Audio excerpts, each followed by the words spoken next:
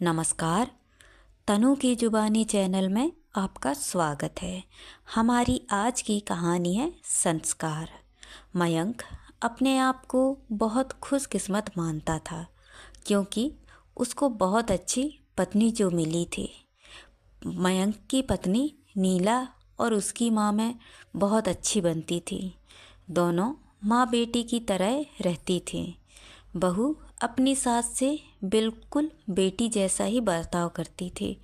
बेटी की तरह रूठ जाती थी और जिद करके अपनी बात मनवा लेती थी। मयंक इकलौता लड़का है। मयंक के पिताजी नहीं हैं। मयंक की आर्थिक स्थिति इतनी अच्छी नहीं है, लेकिन घर में शांति और प्यार होने के कारण वह मेहनत करके अच्छे से अपना घर चला रहा है। साथ ही माँ और पत्नी से इतना अच्छा सपोर्ट मिलने के कारण उसे बहुत मदद मिल जाती है। बहू और सास की इस जोड़ी की चर्चा अब पूरे मोहल्ले रिश्तेदार में भी होने लगी है। इनकी मिसाल दी जाने लगी है। कुछ लोग जलते भी थे तो कुछ कहते हैं कि यह सब शुरुआत में होता है। थोड़ा समय जाने पर सारा प्यार ख़त्म और बहू अपने रास्ते और सास अपने रास्ते। सब कुछ अच्छा ही चल रहा था। लेकिन एक सुबह मयंक की माँ मयंक को ज़ोर ज़ोर से चिल्लाकर उसके कमरे से बाहर बुलाती है। मयंक पूछता है, क्या हुआ माँ, क्यों चिल्ला रही हो? मयंक की माँ बोलती है कि तेरी पत्नी को समझा ले, अब बस बहुत हो गया है। मैं इतने दिन से चुप रही, लेकिन अब मुझसे नहीं बर्दाश्त होता। वो हर बात में मुझसे जिद करती है। माँ ने शायद ही इतनी ज़ोर से आज तक चिल्लाया होगा। इतने में बहू भी कमरे से बाहर आकर माँ से पूछती है, क्या हुआ माँ जी, आप क्यों परेशान हैं? माँ कहती है, तू चुप कर, मुझे तुझसे बात ही नहीं करनी है। बहू कहती है, क्या हुआ, मुझसे कुछ गलती हुई है क्या? माँ बोलती है कि तू अपना यह नाटक बंद कर और मुझे अब तेरे साथ नहीं रहना है। माँ कहती है, बेटा तू मुझे गांव छोड़ा। बेटा बोलता है, वहाँ कौन है और वहाँ क्या करोगी? माँ कहती है, वहाँ मेरा भाई है और अब मुझे बची हुई ज़िंदगी वहीं गुजारनी है। बहू बोलती है, माँ जी आप कैसी बातें कर रही हैं? इस उम्र में आप वहाँ क्या करेंगी और मामा जी के पास कितने दिनों तक रहेंगी? हमसे कुछ गलती हो गई है तो बताएं।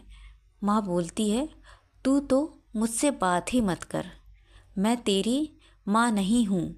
तेरी माँ वो है जिसने तुझे जन्म दिया है, पर तुझे कुछ सिखा नहीं पाई। बहू को थोड़ा बुरा लगा। माँ जी आप क्या कुछ भी बोल रही हैं? आपकी तबीयत ठीक है ना? बेटा बोलता है, माँ तुम आराम करो, हम शाम को बात करेंगे।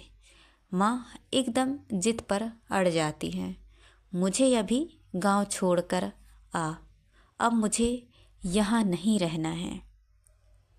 मयंक और उसकी पत्नी को कुछ समझ नहीं आता, लेकिन माँ की जिद पर अड़ी रहती है तो मयंक को उनकी बात माननी पड़ती है और उन्हें गांव छोड़कर आना पड़ता है।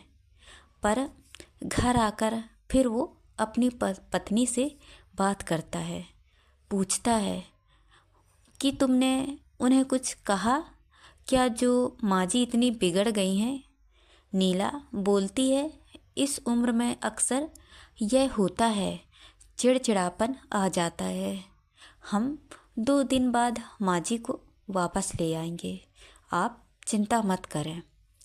2 दिन बाद फिर बेटा और बहू दोनों गांव जाते हैं। बहू को देखती ही माँ फिर से चिढ़ जाती है। कहती है कि तेरी हिम्मत कैसी हुई मेरे सामने आने की?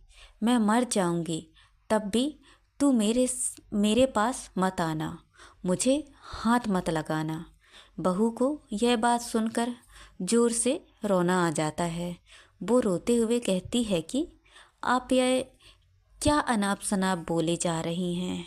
मैंने ऐसा क्या कर दिया है जो आप इस तरह नाराज़ हो रही हैं मुझसे?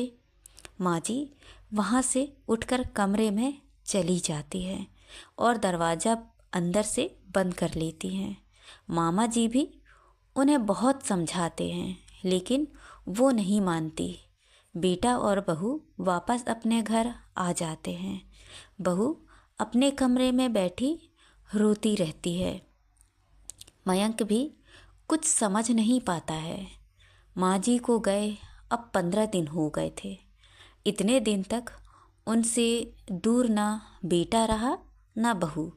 मयंक की पत्नी उन्हें फिर गांव जाने को कहती है और कहती है जैसा मैं बोलूं वैसा वहाँ जाकर कहना। मयंक जाता है और माँ को कहता है, माँ तुम्हारी बहू सीढ़ी पर से गिर गई है और 5 दिन से तुम्हें याद कर रही है। माँ एकदम से बोलती है, क्या 5 दिन से और तू अब बता रहा है? वो फटाफट तैयार होकर मयंक के साथ वापस आ जाती है। साथ में मामा जी भी आते हैं। माँ घर पहुंचकर जोर जोर से पुकारती हुए दरवाजे से आती है। बहू बहू और बहू के कमरे में जाकर बिस्तर पर सोई बहू के गले लग जाती है और रोने लगती है।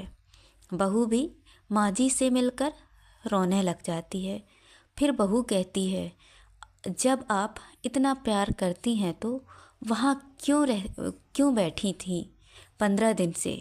माँ जी कहती है, तुमने झूठ बोलकर मुझे बुलाया है। हाँ, पर पहले यह बताओ आप ऐसा बर्ताव क्यों कर रही थी? आपको मेरी कसम। माँ जी बहू के फिर गले लगती हैं और कहती हैं, बेटा उस दिन जब मैं मंदिर से आई तो मैंने तुम्हारी और मयंक की बातें सुन ली थी।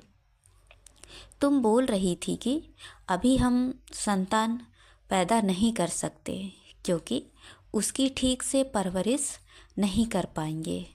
मैं तुम दोनों पर बोझ बन गई हूँ। मेरी वजह से तुम ना जाने कितनी चीज़ों से समझौता कर रहे हो। इसीलिए मैंने यह नाटक किया ताकि तुम दोनों यहाँ रहो और अपनी ज़िंदगी और अपने सपने और अपने बच्चे को इस दुनिया में ला सको। मैं अब कितने दिन रहूँगी? बहू और मयंक दोनों भी माँ जी की बातें सुनकर रोने लगते हैं।